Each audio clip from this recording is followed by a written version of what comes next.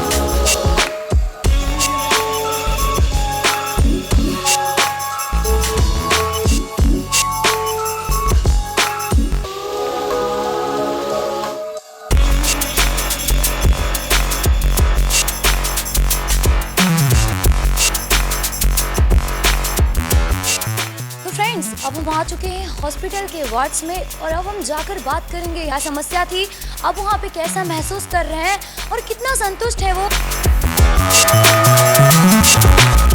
Accident हो गया था मेरा, तो अब अच्छा, आप यहाँ पे आए थे, आपको क्या समस्या थी? ये अच्छा, बच्चा आपका पेशेंट है यहाँ पे, क्या समस्या थी इसे? हम 6 महीने अगर पति पत्नी साथ रह रहे हैं फिर भी बेबी नहीं हो पा रहा है, तो उसकी आजकल की जो लाइफ स्टाइल है उससे ये इंसिडेंस बढ़ता ही जा रहा है। एवरी 6 कपल में से एक कपल को, मतलब हर 6 दंपति में से एक दंपति को जो निसंतानता की समस्या है वो आखिर बढ़ क्यों रही है, और यदि कोई आईवीएफ मतलब आपके हॉस्पिटल से कोई आईवीएफ करवाना चाह रहा है तो उसके लिए पूरा प्रोसेस क्या है, वो के हेल्प से बच्चा ठहर सकता है। अच्छे से काउंसिल करते हैं, उनकी जो भी जांचें होती हैं, हस्बैंड का जो भी फैक्टर होता है कि हस्बैंड के शुक्राणुओं में कोई कमी हो या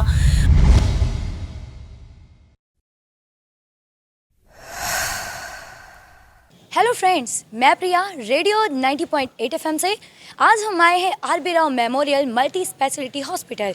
अपने एक छोटे से ब्लॉग के माध्यम से हम बताएंगे कि हॉस्पिटल की फैसिलिटीज़ क्या हैं, यहाँ के स्टॉप्स कैसे हैं, यहाँ के पेशेंट्स कैसा फील करते हैं, छोटे से ब्लॉग के माध्यम से। तो फिर चलते हैं हॉस्पिटल के अंदर और देखते हैं कि आखिर ये हॉस्पिटल क्या है, कैसा है, और यहाँ की पूरी व्यूज़ हम आपको देंगे।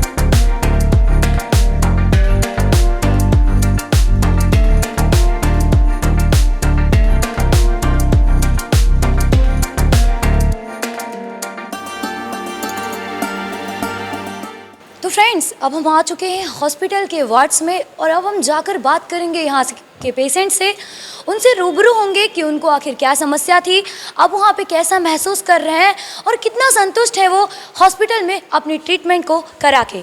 तो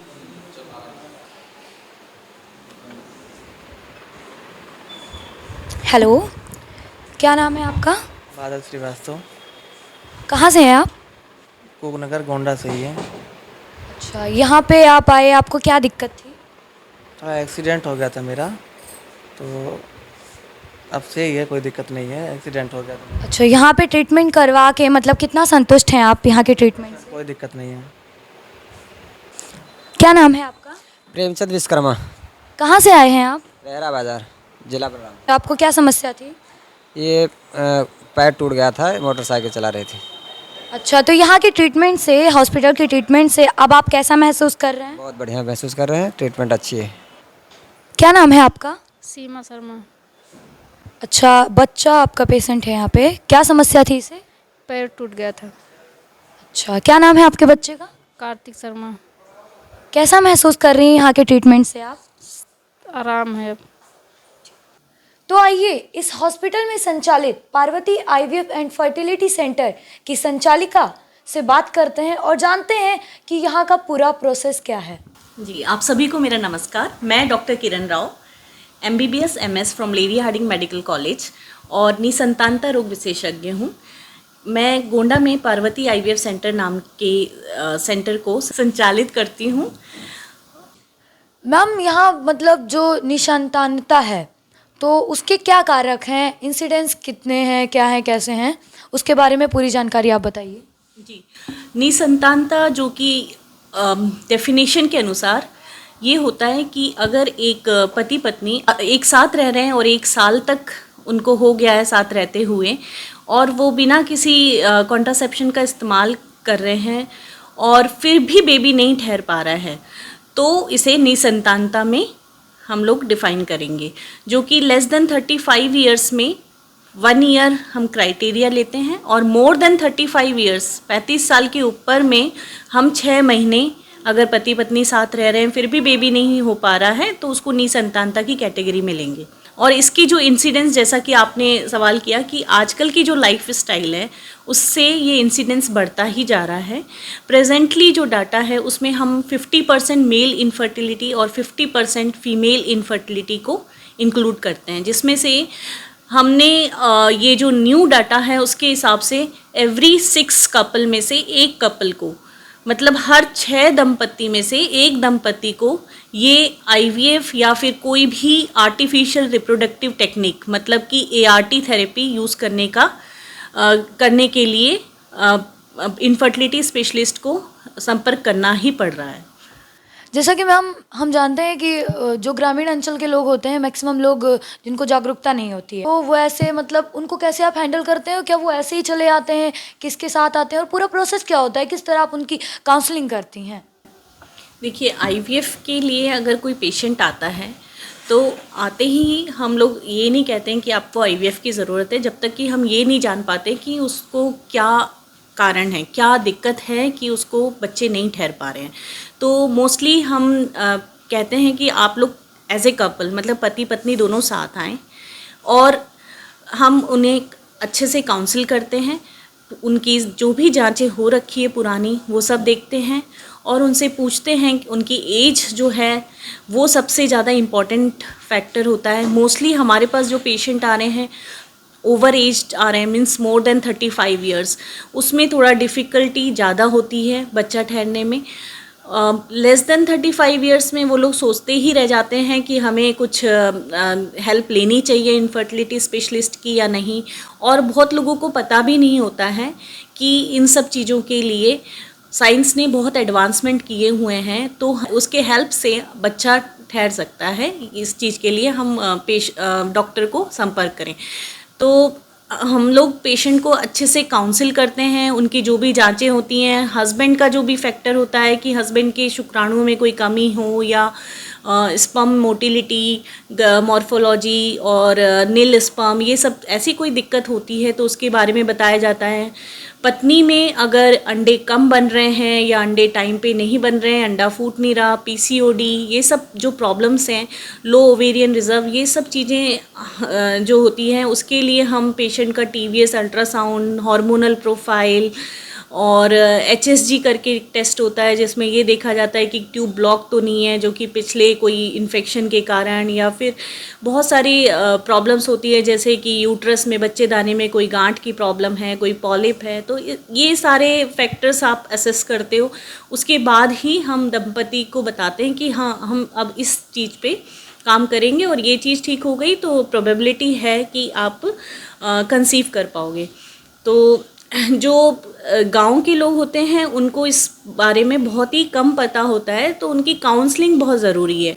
ऐसा नहीं है कि कोई पेशेंट नहीं चाहते हैं कि उनको उनकी जांच ना हो, लेकिन बस अच्छे से आप उनको उनकी भाषा में अच्छे से काउंसिल करिए, समझाइए, तो वो ज़रूर तैयार हो जाते हैं। जैसे कुछ गांव के ऐसे केसेस आते होंगे जहाँ पे बताते होंगे कि किसी बाबा के पास गए थे, ऐसा कोई प्रोसेस, तो क्या ऐसे केसेस भी आते हैं? हाँ, इस तरीके के केसेस भी आते हैं। जैसे कि मैंने कहा कि जो गांव के लोग होते हैं उनके दिमाग में कहीं ना कहीं ये भी होता है कि क्या पता हम लोग जो इस तरीके के इलाज होते हैं उससे हमें लाभ मिल जाए, तो वो उनके पास जाते हैं। भभूत लेना ये सब बहुत कॉमन है और इस तरीके के पेशेंट हमारे पास आते हैं जो इन सब चीज़ों से हार चुके होते हैं। तो जब प्रीवियस हिस्ट्री पूछी जाती है, कितने दिनों से आप क्या कर रहे थे, क्यों इतना लेट हो गया है, तो उसमें एक कारण ये भी होता है कि हम लोग इस तरीके का इलाज ले रहे थे। हम मानते हैं कि लक फैक्टर भी एक बहुत इम्पॉर्टेंट चीज़ होती है, लेकिन 100% आप उस पर रिलाई नहीं कर सकते कि घर बैठ के ये सब चीज़ें सॉल्व हो जाएगी, जो कि इतने 15-20 सालों से नहीं हो रही। तो इसलिए बेटर होता है कि आप डॉक्टर से, जो कि इसी चीज़ में फर्टिलिटी एक्सपर्ट हो, वो उनके पास जाके आप सलाह लें। जो निसंतानता की समस्या है वो आखिर बढ़ क्यों रही है, और यदि कोई आईवीएफ मतलब आपके हॉस्पिटल से कोई आईवीएफ करवाना चाह रहा है तो उसके लिए पूरा प्रोसेस क्या है, वो किस तैयारी के साथ आए और किसके साथ आए, ये जी, ये बहुत ही इम्पोर्टेंट क्वेश्चन है। ये जो निसंतानता का कारण है वो मोस्टली लाइफ स्टाइल की वजह से ज़्यादातर अफेक्ट कर रहा है, और एज इसमें एक बहुत इम्पॉर्टेंट फैक्टर है। आजकल ये हो रहा है कि हम लोग सब कैरियर ओरिएंटेड हो गए हैं। सबको अपना पहले ये देखना है कि उनका कैरियर बना या नहीं, वो अपने जो भी आगे बढ़ना चाहते हैं, जो भी पढ़ाई करना चाहते हैं, वो कर पा रहे हैं या नहीं, उसके बाद ही सब लोग शादी करने का फ़ैसला ले रहे हैं। उससे हमारी एज बढ़ती जा रही है। पहले 21 साल 22 साल की लड़कियों की शादी हो जाती थी अर्ली एज में, तो जल्दी बेबी भी हो जाता था, जो कि फर्टाइल पीरियड के हिसाब से, फर्टिलिटी के हिसाब से अच्छी बात होती है। लेकिन जैसे जैसे एज बढ़ती है वैसे वैसे लड़कियों में कई सारे हार्मोनल फैक्टर्स होते हैं जो ज़िम्मेदार होते हैं कि उनको बेबी नहीं ठहर पाते हैं। अंडे का जो क्वालिटी होता है, क्वांटिटी होता है, सब पे असर पड़ता है एज के साथ। तो ये एज एक बहुत इम्पॉर्टेंट फैक्टर है। और सेकंड चीज़ लाइफ स्टाइल, जैसा कि मैंने बताया कि आजकल के जो बच्चे हैं वो मोस्टली हॉस्टल में रह रहे हैं, आगे करियर की वजह से बाहर रहते हैं, तो उसकी वजह से वो लोग जंक फूड खाना और ये सब बहुत पसंद कर रहे हैं, और उससे ओबेसिटी भी बढ़ रही है। तो मोटापा बढ़ना, मतलब कार्बोहाइड्रेट रिच डाइट लेना, ये सब चीज़ें जो हैं कहीं ना कहीं हम लोगों की बॉडी को बहुत असर कर रही है। और हमारा जीन भी, जो एशियन पॉपुलेशन है उसमें जेनेटिक मार्कर भी ऐसा है हम लोगों का कि हम लोगों को ये समस्या ज़्यादा हो रही है। पीसीओडी बहुत ही कॉमन हो गया है, जो कि पॉलीसिस्टिक ओवेरियन डिजीज़ कहते हैं, जिसमें कि महीना लेट आना, कम आना, है ना, टाइम पे नहीं आना, वो सारे फैक्टर्स जो हैं वो कहीं ना कहीं निसंतानता की प्रॉब्लम को आगे बढ़ा रहे हैं। और सेकंड क्वेश्चन, जैसा कि आपने पूछा कि अगर आपके यहाँ पे फर्टिलिटी काउंसलिंग के लिए आएँ तो क्या तैयारी से आएँ, तो मेरा ये कहना है कि मैं चाहूँगी कि जो भी कपल हैं जो इस चीज़ के लिए आना चाहते हैं वो दोनों साथ आएँ। दोनों दंपति को बैठ के अच्छे से समझाया जाएगा, उनकी मेंस्ट्रुअल हिस्ट्री ली जाती है कि कब महीना आया, कैसा आ रहा है, और एज देखा जाता है। ये सारे फैक्टर्स होते हैं। फिर उसके बाद ही हम लोग डिसाइड करते हैं कि हमें क्या ट्रीटमेंट अपनाना चाहिए, कितने दिन हो गए हैं उनकी शादी को, ये ड्यूरेशन भी बहुत इम्पॉर्टेंट है। तो ये सारी चीज़ें हैं, और मेरा बस मेन फोकस यही है कि जो भी इनफर्टिलिटी के लिए आना चाहते हैं तो दोनों दंपति साथ आएँ, तो हम लोग ज़्यादा अच्छे से उन लोगों को समझा पाएंगे और बेटर एक्सप्लेन कर पाएंगे जो भी उनको प्रॉब्लम है। मैम, जैसा कि हम देखते हैं कि लिंग भेद की समस्या जो कि पहले से हमारी सोसाइटी में मौजूद है, तो क्या अब भी मतलब कुछ लोग ऐसे केसेस आ रहे हैं आपके पास जो जिनको ऐसा लगता है कि आईवीएफ से सिर्फ अगर वो लड़का चाहते हैं तो लड़का होगा, या अगर वो लड़की फर्टिलिटी एक्सपर्ट्स ये बहुत फेस कर रहे हैं कि लोग इस तरीके के क्वेश्चंस हमसे करते हैं और हम लोग कहते हैं कहीं ना कहीं ठीक ही है। अगर इस तरीके के कोई भी दिमाग में क्वेश्चन हो तो उन्हें डायरेक्ट डॉक्टर से पूछना चाहिए, क्योंकि बहुत लोग उन्हें गुमराह कर रहे हैं, गलत बता रहे हैं कि हाँ ऐसा होता है। पर हम लोग आपको बताना चाहेंगे कि ऐसा कुछ भी नहीं होता है।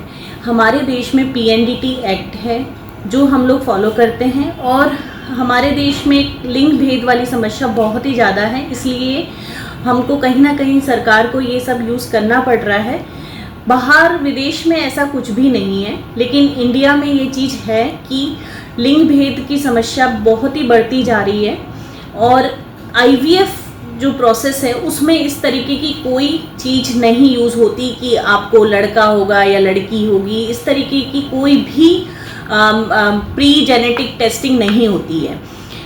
इसमें सिर्फ ये बता दिया जाता है कि हम लोग इतने एम्ब्रियो डाल रहे हैं, वो आपके यूट्रस के इम्प्लांटेशन पोटेंशियल के ऊपर है कि कितने बच्चे ठहरते हैं, 1 या 2 ना, ज़्यादातर 2 एम्ब्रियो डाले जाते हैं, तो उनमें से एक लड़का भी हो सकता है, एक लड़की भी हो सकती है, दोनों लड़के भी हो सकते हैं, दोनों लड़की भी हो सकती है। तो इट डिपेंड्स, ये कोई नहीं बता सकता कि एक लड़की होगी एक लड़का होगा या फिर जो भी IVF से होते हैं वो लड़के होंगे।